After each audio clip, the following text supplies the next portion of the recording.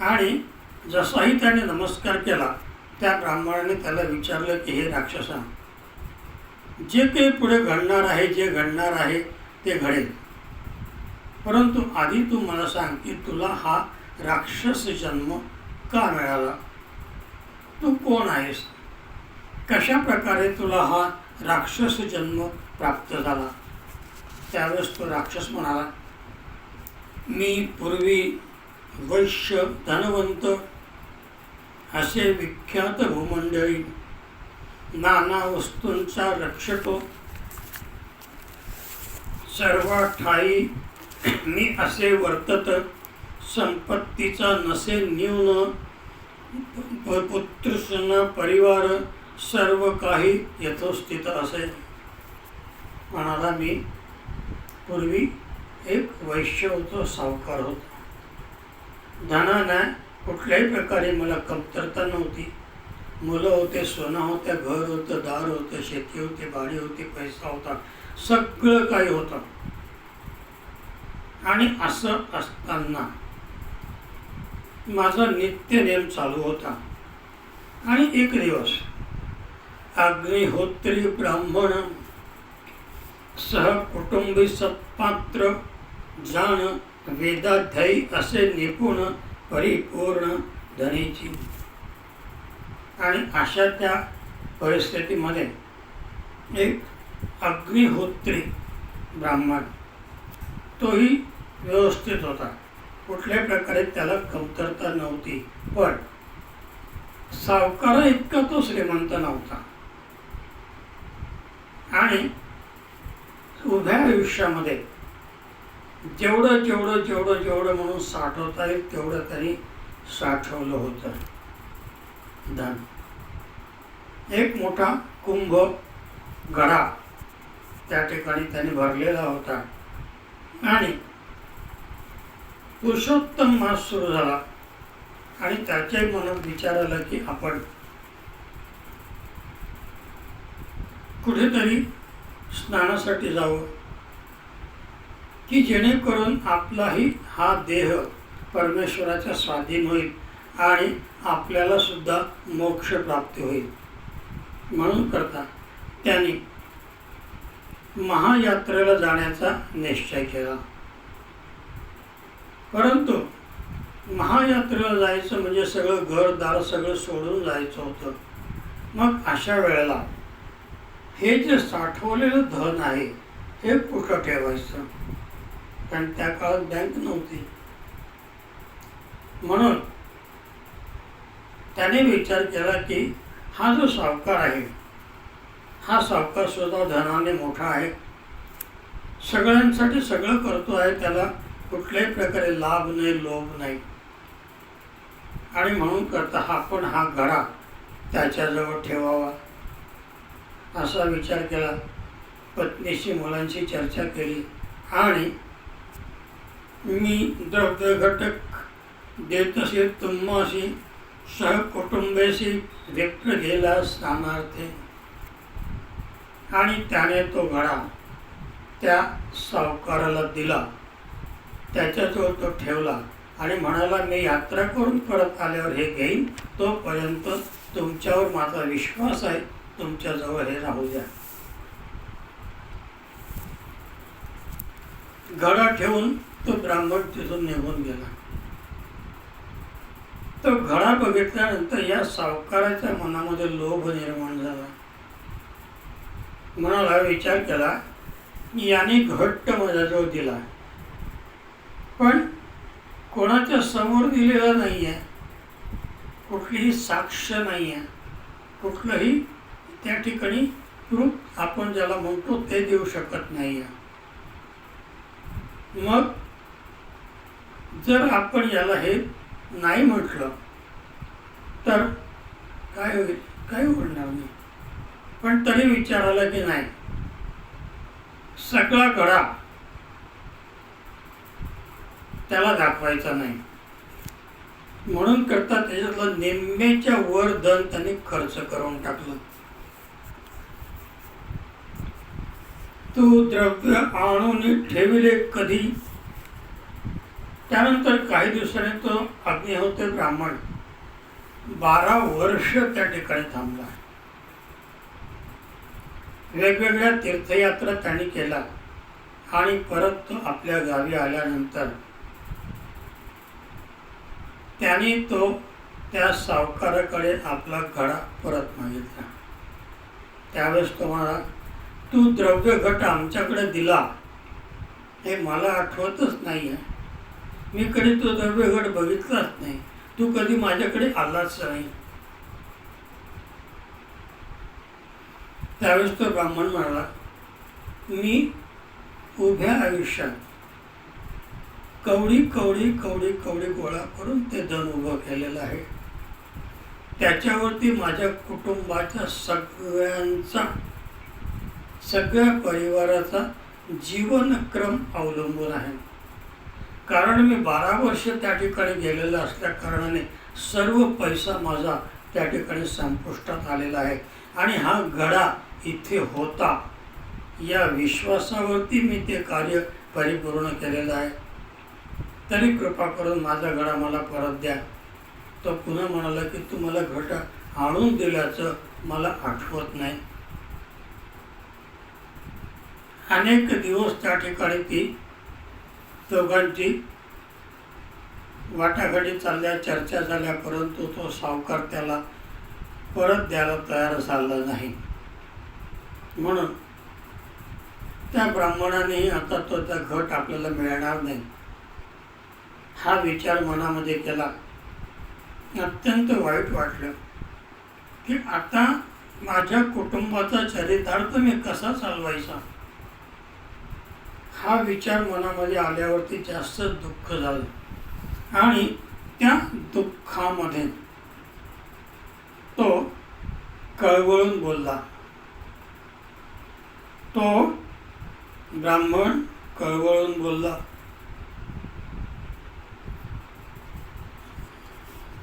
मिळाली व्यवहारी गेला राजद्वारी, तो ब्राह्मणा ते धिक्कारी, म्हणून हा जन्म दरिद्री द्रव्य याचे कैसे हो.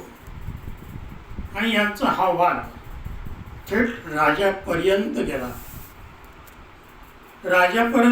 त्या ठिकाणी सुद्धा सर्वांनी याच्याकडे बघून सांगितलं की हा कर्मदरिद्री ब्राह्मण, अंगावर धड कपडे नाही, यात्रा केली, जाऊन परत आला, सगळं काही होतं नव्हतं ते पण गमवून बसला आणि याच्याजवळ धनाचा घडा जमा करणं इतकं धन आलं कुठं. कारण याच्याजवळ जेवायला पूर्वी नव्हतं, आताही नाही आहे. म्हणून सर्वजण त्या ब्राह्मणाचा धिक्कार करू लागले, तू खोटं बोलतोयस. तो म्हणाला, नाही, मी नारळाची साक्ष ठेवून सांगतोय, मी खोटं बोलत नाही आहे. पै मी गोळा केलेली आहे आणि ते विश्वासाने तो घडा मी यांच्याजवळ दिलेला आहे. कोणीही त्याचं म्हणणं ऐकून घ्यायला तयार नव्हतं. आणि म्हणून माझे वचन नसे असत्य, मी असत्य बोलत नाही आहे, मी खोटं बोलत नाही आहे, परंतु माझा आत्मा मात्र या ठिकाणी तळमळतो आहे. या आत्म्याला साक्ष ठेवून मी त्या सावकाराला आता श्राप देतोय. म्हणाला, जर 12 वर्ष मी यात्रा जी केलेली आहे त्या 12 वर्षाच्या यात्रेमध्ये जर मला काही पुण्य प्राप्त झालेलं असेल तर त्या पुण्याची साक्ष ठेवून ज्या दिवशी मी याला हा घडा दिला त्या दिवशी साक्षी असलेली पृथ्वी, आकाश, तेज, वायू आणि चंडांश म्हणजे सूर्य हे सर्व साक्षीला होते. आणि हे जर खरोखरच साक्षीला असतील आणि मी केलेली सेवा जर नारायणाला परिपूर्णरित्या मान्य झालेली असेल तर माझा हा श्राप आहे सावकाराला की हा ब्रह्मराक्षस होईल. ब्राह्मणाचा अग्निहोत्री ब्राह्मण होता. ब्राह्मणाचा श्राप खरा ठरला. जसाही म्हणाला मला मृत्यू आला, तसं यमधर्माच्या दरबारामध्ये मला पुण्याची गणना ज्यावेळेस विचारण्यात आली त्यावेळेस पुण्याची गणना माझ्याजवळ काहीच शिल्लक राहिलेली नव्हती. परंतु एका अग्निहोत्री ब्राह्मणाचा विश्वासघाताने झालेला मृत्यू याला मी कारणीभूत ठरलेलं होतं. या ब्राह्मणाचा घातपात मी केलेला होता आणि त्याचं परिणाम यमधर्माने सांगितला की तुला कुंभी पाकासारख्या नरकामध्ये तर जावं लागेलच लागेल, परंतु 1000 वर्षापर्यंत ज्या नगरात ही घटना घडली त्याच नगराच्या आसपास तुला ब्रह्मराक्षस म्हणून जीवन जगावं लागेल. हे त्याने त्या ब्राह्मणाला सांगितलं. त्याने विचारलं होतं की तू कोण आहेस.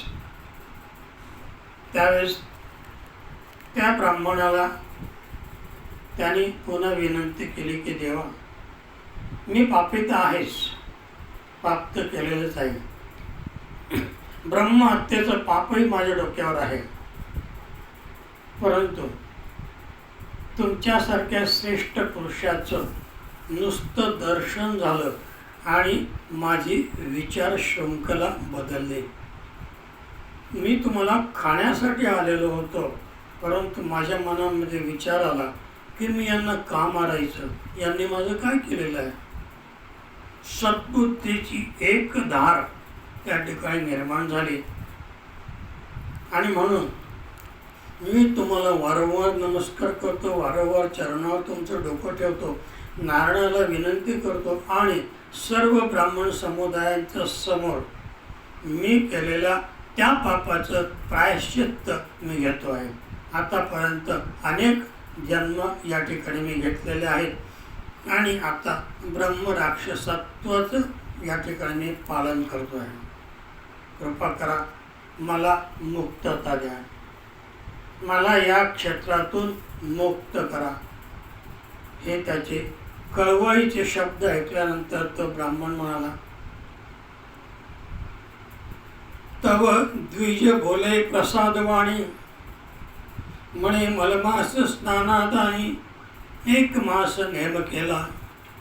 मी त्या 7 दिनाचे उदक तू ते अर्पितो साचे, ते पुण्य प्राप्त होईल नेमाचे, घडो फळ तुझ लागे.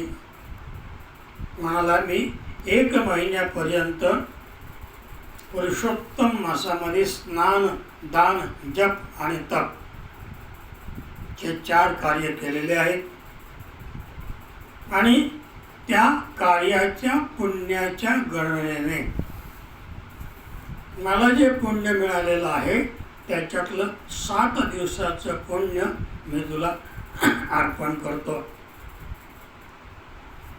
त्या 7 दिवसाच्या पुण्याने तुझं जे काय व्हायचं ते होईल, असं म्हटलं आणि आपल्या हातात पाणी घेऊन ते तीर्थ त्याला अर्पण केलं.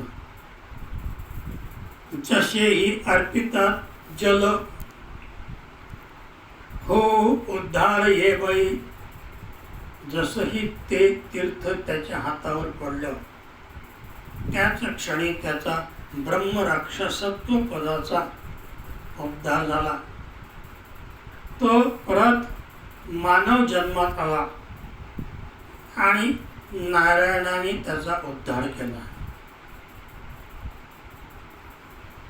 महिनाभर पुण्य, महिनाभर तपश्चर्या, महिनाभर स्नान, महिनाभर जप तप ध्यान आणि धारणा, हे सगळं कष्ट या ब्राह्मणाने केले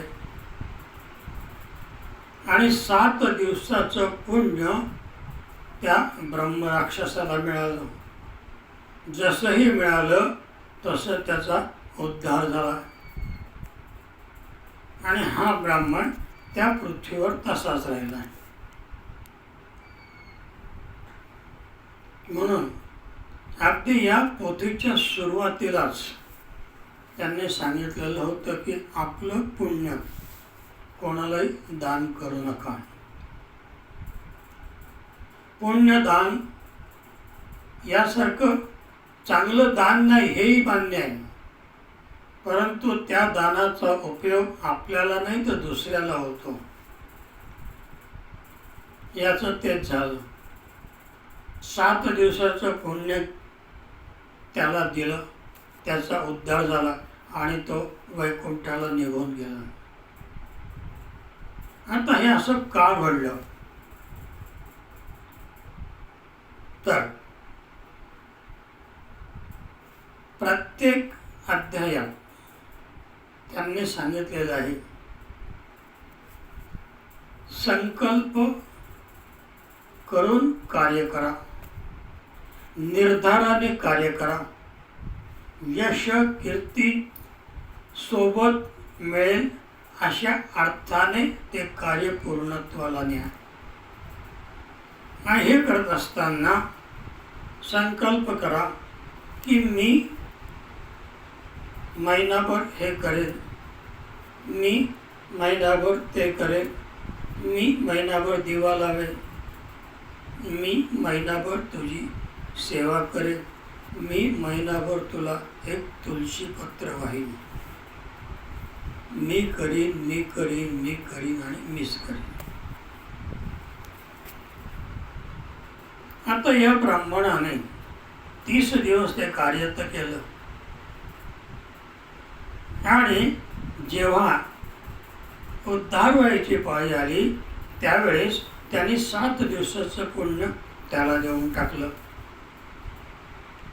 चित्रगुप्ताकडे नोंद झाली. याच्या खात्यावर 23 दिवस भरले आणि याने म्हटलं होतं मी महिनाभर करेन, 30 दिवस मी कार्य करीन, तुझी सेवा करीन, तुला दीप लावेल, दान करेल, धर्म करेल, स्नान करेल, तुळशीपत्र जे जे जे जे शक्य होईल ते संकल्प करून त्या ठिकाणी पूर्णत्वाला न्या. 30 दिवस आणि प्रत्यक्षामध्ये भरले 23 दिवस. 7 दिवसाचा तो फरक या ब्राह्मणाला मुक्तीपासून दूर ठेवून गेला. तीच उलट त्या राक्षसाचं झालं. जेव्हा त्याला हे पुण्याचं दान मिळालं त्याच्या आधी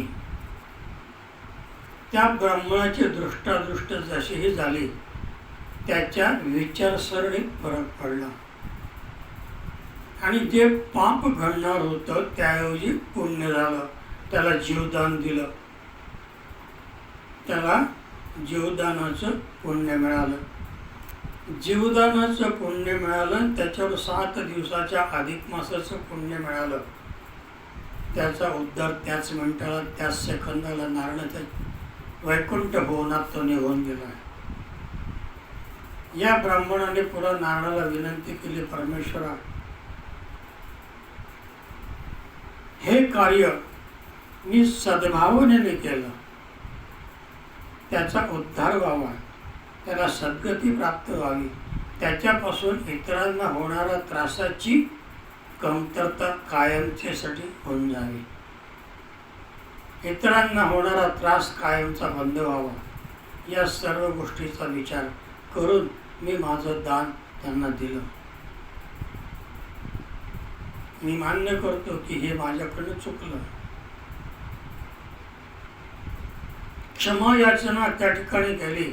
नारायणाचे यथोचितपणे पुन्हा पूजन अर्चन ध्यानधारणा केली आणि त्या ध्यानधारणेच्या अनुषंगाने जय जयाची विप्रमूर्ती तुझ देतसे आशीर्वाद त्रयमूर्ती, आणि अशा प्रकारे त्याने केलेल्या त्या विनंतीचा मान नारायणाने ठेवला. त्रिमूर्तीच्या स्वरूपात त्याला आशीर्वाद दिला आणि त्यालाही मुक्ती मिळाली. परंतु सज्जनो, त्याच्या इतकं एकनिष्ठतेने आज आपण करू शकत नाहीये. महिनाभर स्नानदान जप तप आपल्याकडनं होईलच याची खात्री अगोदर नाहीये. त्यामुळे 2 दिवस 3 दिवस 11 दिवस जे शक्य होईल ते करा. ते केल्यानंतर मात्र आपलं पुण्य कोणाला दान देऊ नका, ते स्वतःसाठीच ठेवा. इतरांना मार्ग अवश्य दाखवा, कारण मार्गाने बुद्धी वाढते. मी हे कार्य केलं, माझा हा फायदा झाला, हे जर तुम्ही दुसऱ्यांना सांगितलं तर त्यालाही वाटतं की मी हे करून बघावं. त्यामुळे तोही त्याला वेळ मिळेल तेव्हा ते करतो. तुमच्या आपल्यासारखं त्याचाही फायदा होतो. परत तो आणि आपण परत दुसऱ्यांना सांगतो. पहिल्यांदा 2 होते, दुसऱ्यांदा 4 होतात, तिसऱ्यांदा 8 होतात, चौथ्यांदा 16 होतात. दुप्पट परिस्थितीने ती भक्ती वाढत जाते. नारायणाच्या स्वरूपात नारायणाच्या जवळ असलेली शक्ती सर्वांना समान अंतराने मिळत राहते आणि त्या अनुभूतीतून प्रत्येक जण आपल्याला आलेला अनुभव दुसऱ्याला सांगतो आणि अशा पद्धतीने भक्ती वाढत वाढत वाढत जाते. जसजशी भक्ती वाढते तसतसं प्रत्येक माणसाच्या ज्ञानामध्ये भर पडते. जे पूर्वी माहीतच नव्हतं ते कळायला लागतं. ते कळून घेण्यासाठी नानाविध प्रकारचे ग्रंथ किंवा नानाविध प्रकारचे पुस्तकं, नाही जमलं तर जे पूर्वीचे अनुभूती होते, जे कोणी श्रेष्ठ संत आहेत त्यांच्याकडनं मार्गदर्शन घेतलं जातं. म्हणून भक्ती वाढली तर बुद्धी वाढते आणि बुद्धी का एकदा निर्माण झाली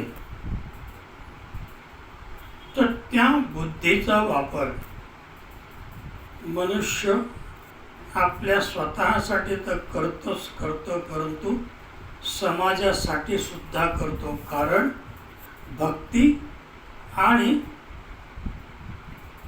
ज्ञान या दोघांच्या संगतीने त्याच्या वाटचालीत फरक पडलेला असतो. त्याची वाटचाल सुलभ आणि सत्याची झालेली असते आणि म्हणून असत्याचं एक प्रकारे त्याला वैराग्य प्राप्त होऊन जातं. खोटं बोलायचं नाही, वाईट करायचं नाही, कोणाच्या नादी लागायचं नाही, कोणाला वाईट बोलायचं नाही. बोलायचं तर चांगलं बोलायचं, सांगायचं तर चांगलं सांगायचं, ज्ञान द्यायचं तर चांगलं द्यायचं. म्हणून भक्ती, ज्ञान आणि वैराग्य